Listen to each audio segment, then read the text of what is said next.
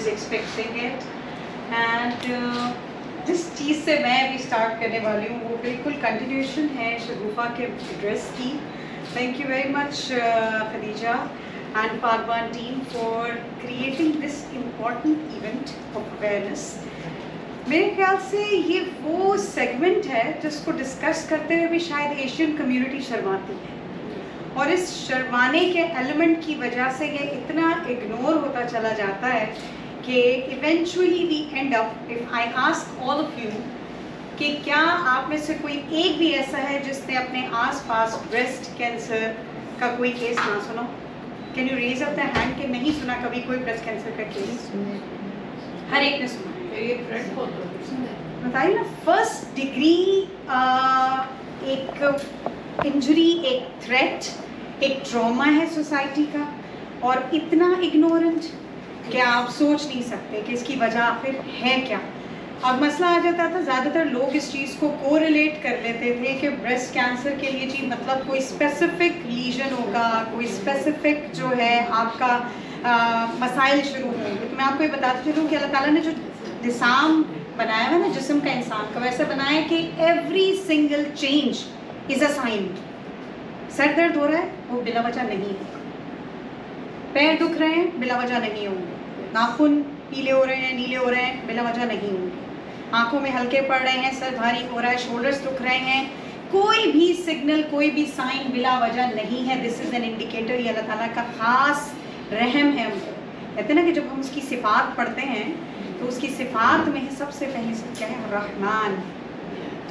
So these signs are basically the Rahman.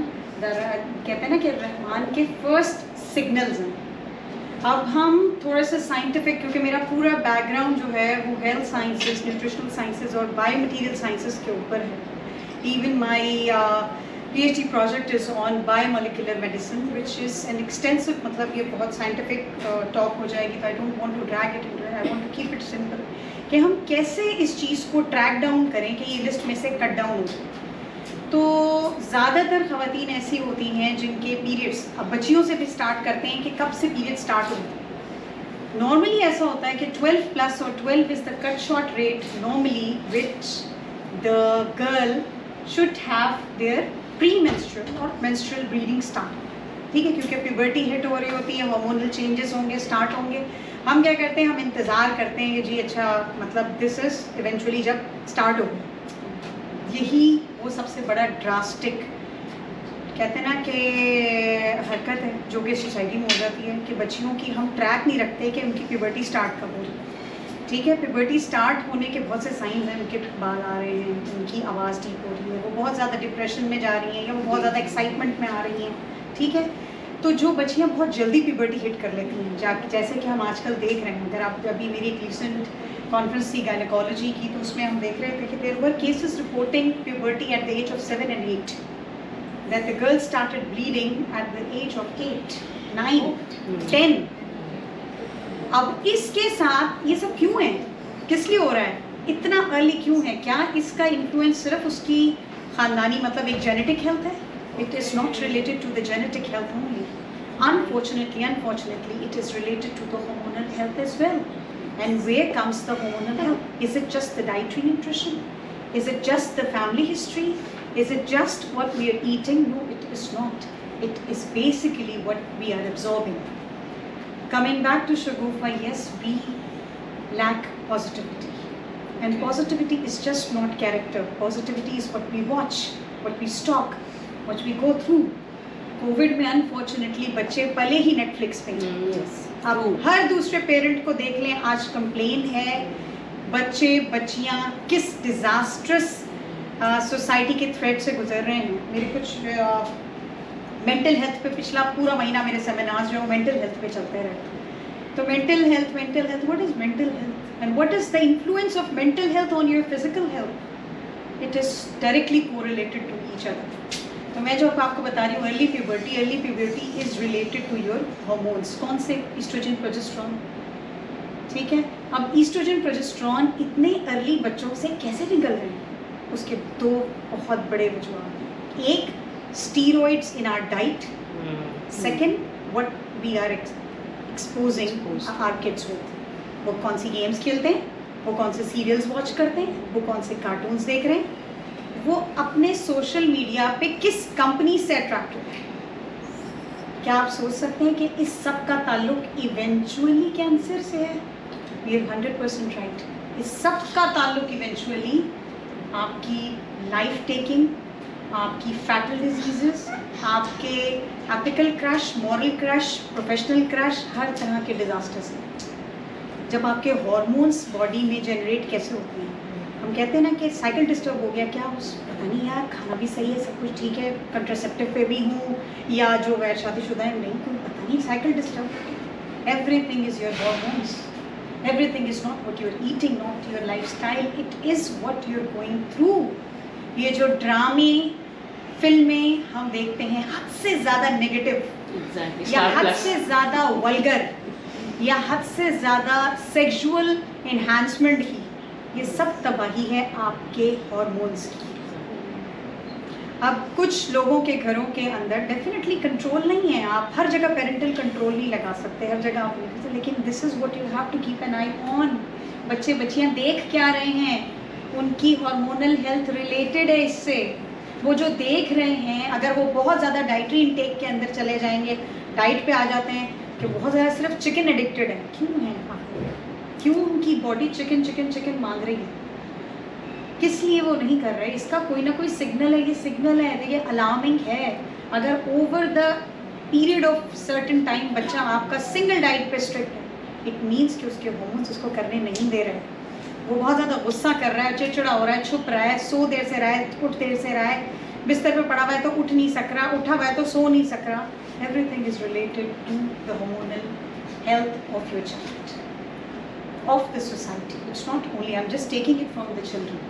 ठीक है, ज़्यादा टाइम हो रहा हो तो प्लीज़ मुझे रोक दीजिए, because I have the whole life, I have the whole things to discuss, and this is what, पता है ये मोटिव है हम सबके इकट्ठे होने का, कि बहुत सी चीज़ें हमें पता होती हैं, लेकिन हम उसको अपने सबकॉन्शियस कंसर्न की वजह से या सबकॉन्शियस इंगेजमेंट्स की वजह से या तो फॉरगेट कर देते हैं, या उसको इंटेंशनली कहते हैं ना कि उसको हम समझते हैं कि they are not important, they are the most important only, they are very important. तो हमें दो चीज़ों का ख्याल रखना है अगर बच्चे जल्दी बड़े हो रहे हैं, एक वो खा क्या रहे हैं, दूसरा वो देख क्या रहे हैं, तीसरा वो बैठ कहाँ रहे हैं। तीनों चीज़ें अलार्मिंग है। हम इवेंचुअल रिजल्ट्स पे, एंड रिजल्ट्स पे आ जाते हैं। ठीक है, वो एंड रिजल्ट इतनी जल्दी क्यों आ रहा है, क्यों बच्चे को सेक्सुअल डिज़ायर, वो बताएगा नहीं आपको कि उसको सेक्सुअल डिज़ायर हो रही है, वो आपको ये नहीं बताएगा, उसकी बॉडी की डेवलपमेंट आपको बताएगी कि ये क्या हो रहा है, ये प्रोलैक्टिन, ये एस्ट्रोजन, प्रोजेस्टेरोन, ये सब कुछ गड़बड़ हो रहा है मेरे बच्चे का। तो किस वजह से हो? Diet and impact what he और शी इज वॉचिंग। तो इन सिग्नल्स को कभी इग्नोर ना करें, कोशिश करें कि अपनी ज़ात के ऊपर ये लिटरली ये कुर्बानी है कि अपनी ज़ात पे इंटरटेनमेंट लेवल को ना रीडिफाइन कर लें कि what is entertainment. Entertainment is utilization of your time at the best. Family time इतना कम हो गया है हम सबका, इतना कम हो गया है कि you don't have the time to talk to your children, you need to talk to them.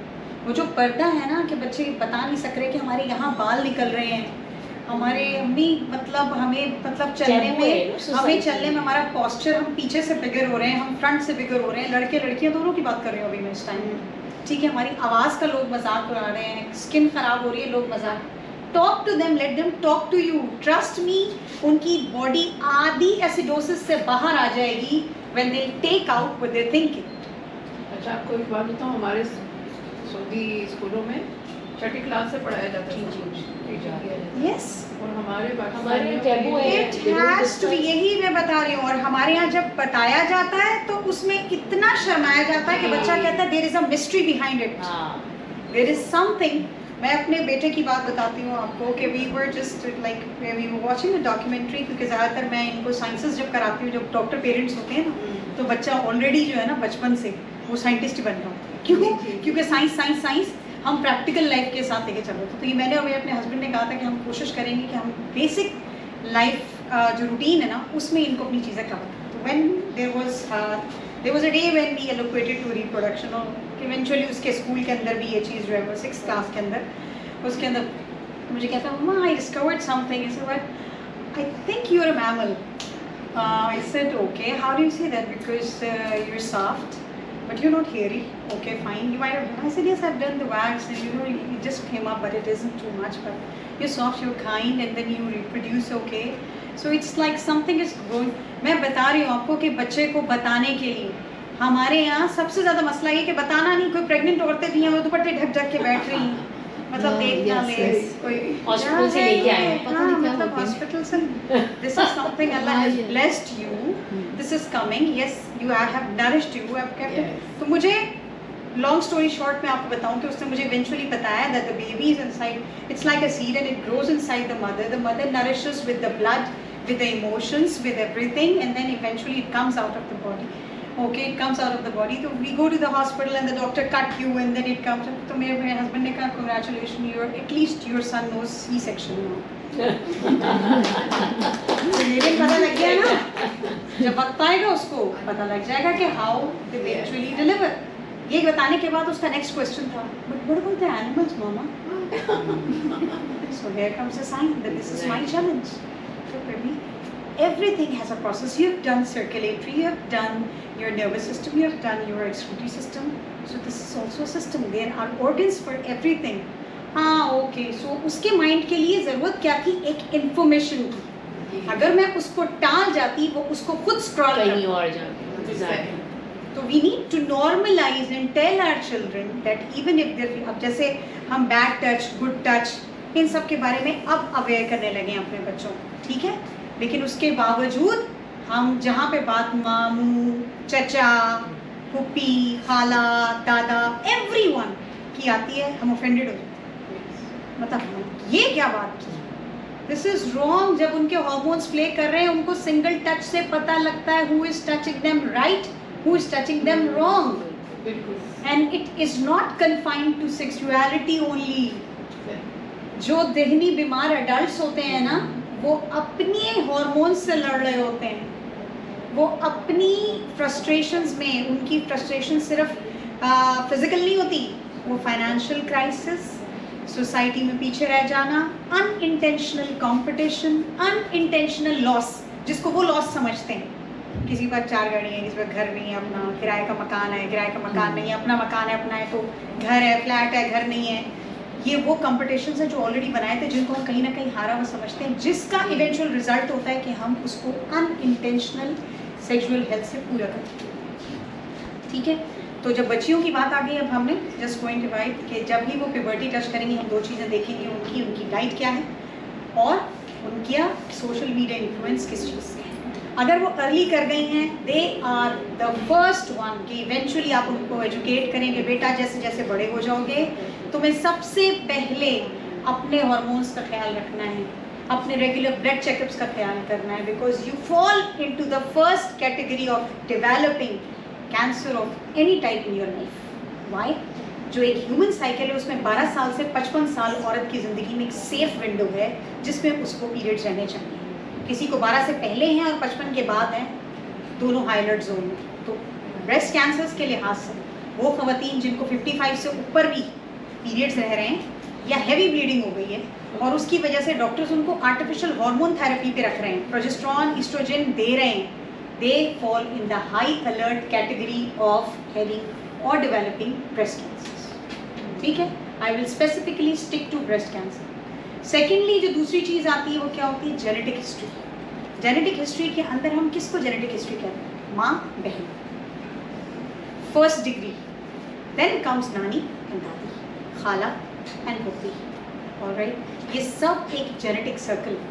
अब ये ब्रेस्ट कैंसर क्या सिर्फ उन्हीं को हो सकता है या उनमें ज़्यादा है जिनके फीमेल एक्सपोज्ड हैं ब्रेस्ट कैंसर से, या जिनके बाप, भाई, दादा, पप्पा या आई मीन चचा, मामू भी प्रोस्टेट कैंसर में रह चुके हैं. यस, ऐसी बच्चियाँ, ऐसी ख़वातीन जिनके ख़ानदान में प्रोस्टेट कैंसर किसी भी मर्द को रहा है, इवेंचुअली जब उनके offspring 2nd degree 3rd degree के अंदर आते हैं, 3rd जनरेशन के अंदर, वो भी हाई अलर्ट केसेस होते हैं ब्रेस्ट कैंसर्स के. अब स्क्रीनिंग में कौन सा ऐसा एलिमेंट है जो हमारा सबसे पहले जिसका हमें ख्याल करना है? वो एलिमेंट है विटामिन D3। धूप है ही नहीं यहाँ घरों है तो हम लेना ही नहीं चाहते सही टाइम पे। सही टाइम क्या है? वो सुबह की विंडो है, बिफोर 8 एंड आफ्टर 4। क्योंकि गोलियों का मसला सबसे ज़्यादा ये है कि वो आपके लिए ज़रूरी तो है, लेकिन वो एंड रिजल्ट पे जितनी आपने खाई है वो माइक्रोन लेवल के ऊपर एब्जॉर्ब होती है। कितना कुछ किडनी डिटॉक्स कर देगी, कितना लिवर उसको डिटॉक्स कर देगा, उसके बाद इवेंचुअल ब्लड स्ट्रीम में कितनी एब्जॉर्प्शन है, बहुत कम। तो इंश्योरेंसेस आपको इसलिए नहीं दी गई कि आप जाके सिर्फ जब आपका सब कुछ खत्म हो जाएगा आप जाके अपने आप को इन्फ्यूज कराएं। This is not going to last longer. You do not know कि आप अपने साथ क्या कर रहे हैं। तो विटामिन D3 लेवल्स अपने हमेशा मॉनिटर रखने हैं, धूप प्रॉपर एक्सपोज करनी है, आप क्या देख रहे हैं, आपकी मेंटल हेल्थ, आपकी सेक्सुअल हेल्थ बहुत बहुत मैटर करती है इस चीज़ के।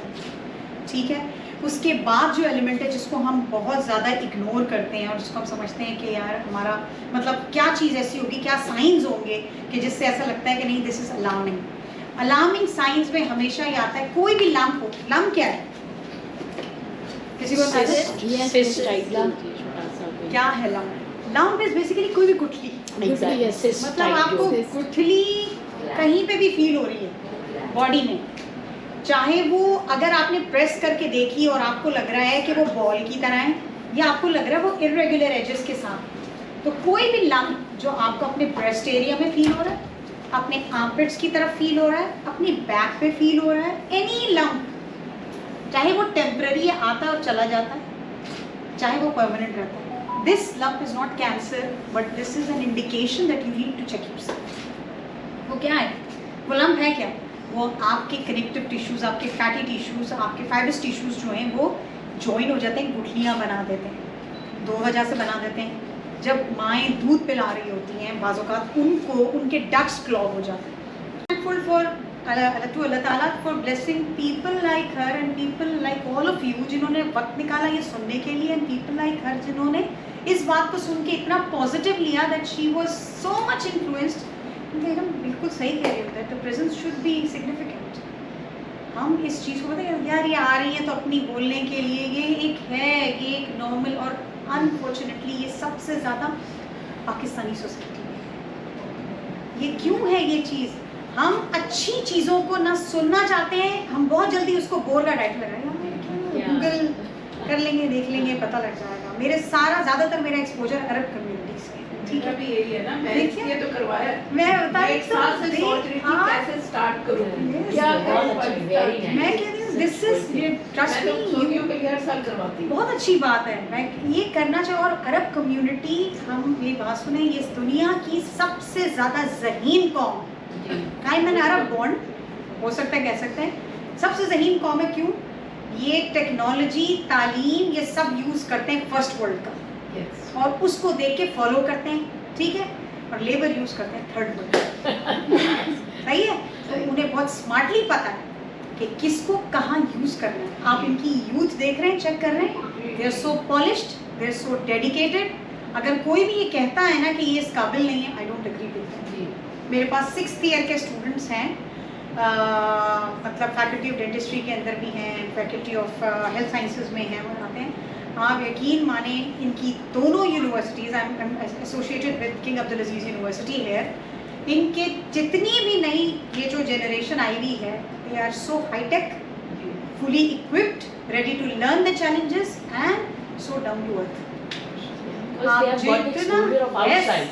इवन जो इनके आ गए हैं ना वहाँ से 10-10 साल के बाद करके, ये वो नई बात जो है ना इंग्लिश में बोले वो पीछे so the new generation, Arab generation, the Arab community, because I myself am associated with King Abdulaziz University. So why I'm proud of my students from 6th year from Jamia, yeah, 5th year, 4th year, because the new generation, and I'm so thankful to King Abdullah because his vision was to invest on education. That vision of investing in education actually led to the generation they are having now. ये है तालीम का वो कमाल, that he invested in education. I remember it was back in 2005 and 6 when people were going 10-year scholarship with family. शादी करके जाएं, बीवी लेके जाएं, 10 साल पढ़ें, come back to your country. 10 साल में they mold themselves, when they come back they deserve to be on the highest positions. Why?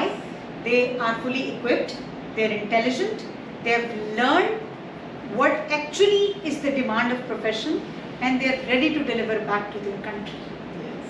So this is why when I look upon, I'm sorry to say, I have a very I don't say क्या बोलूँगी, उसके लिए कोई अच्छा सा लफ्ज़ use करना चाहिए कि मेरा जो केमिस्ट्री है ना वो मैच नहीं करती दो कौमों से।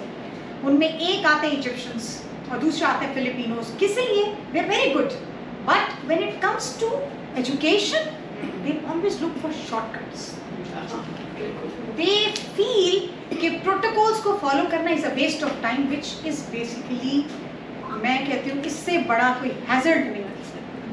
ठीक है, तो anyways we are just getting distracted. हम इसको सम अप करेंगे अपने आज के इस सेशन को कि हमने क्या क्या आज के सेशन में किया। I will just take away with the notes कि हम अपने किस किस चीज़ का ख्याल रखेंगे। हम अपनी विंडोज़ का ख्याल रखेंगे, एज विंडोज़ का, कि 12 से पहले और 55 के बाद अगर हमारे पीरियड्स चल रहे हैं, दिस इज़ अलार्मिंग। अगर हम कंट्रासेप्टिव्स के ऊपर हैं किसी भी वजह से, दिस इज़ अलार्मिंग। हम अपने विटामिन D3 लेवल्स नहीं चेक कर रहे, दिस इज़ अलार्मिंग। अगर हम अपना एनीमिया बैलेंस नहीं करें, दिस इज़ अलार्मिंग। अगर हम अपनी फैमिली हिस्ट्री को नहीं देख रहे और उसके लिहाज से रेडियोलॉजिकल जो असेसमेंट ज़रूरी हैं टाइमली वो नहीं ले रहे, तो this is also hazard to us. ठीक है, इसी तरह डिलेड मैरिजेस, बिला वजह की delayed marriages lead into hormonal imbalance.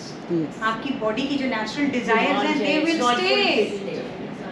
मत इंतज़ार करें कि कोई आपको, कहते हैं ना कि कोई आपको सलमान खान की बॉडी में NPS के बैंक अकाउंट के साथ यतीम मिलेगा, नहीं मिलेगा, नहीं मिलेगा। मतलब दिस इज रॉन्ग कि बॉडी आपको चाहिए सलमान खान की, बैंक बैलेंस चाहिए MPS का, और आपको उसके साथ साथ यतीम भी चाहिए, कोई ना हो ना माना ये नहीं मिलेगा। ये कॉम्बिनेशन, ये स्टूपिड कॉम्बिनेशन है, नहीं मांगी। वो तो नॉन रियलिस्टिक गोल्स जो है ना, ये हमारे सोसाइटी के ये नॉन रियलिस्टिक गोल इवेंचुअली आपकी हेल्थ के दुश्मन हैं। आप ये जो आज इन्वेस्ट करते हैं ना इस किस्म की इम्पॉसिबल हंटिंग में, इवेंचुअली आप स्पेंड करते हैं अपनी सेहत पे जाकर। ठीक है, तो the forum is open for any questions and answers if anyone has any. ठीक है, please come up, otherwise thank you very much to all Part 1 team and all of the attendees who came and who gave their time for this topic. Thanks once again. Thank you. Thank you so much. Thank you. हाँ। और ये जी बाहर की थोड़ी see look भी मैंने आप लोगों को दिखा दी है। और इसी के साथ जी आज का ये मेरा खूबसूरत सा व्लॉग ख़त्म होता है विद अ पिंक अक्टूबर। अपना बहुत सा ख्याल रखिएगा, मुझे दुआ में याद रखिएगा। अल्लाह ने के पानी।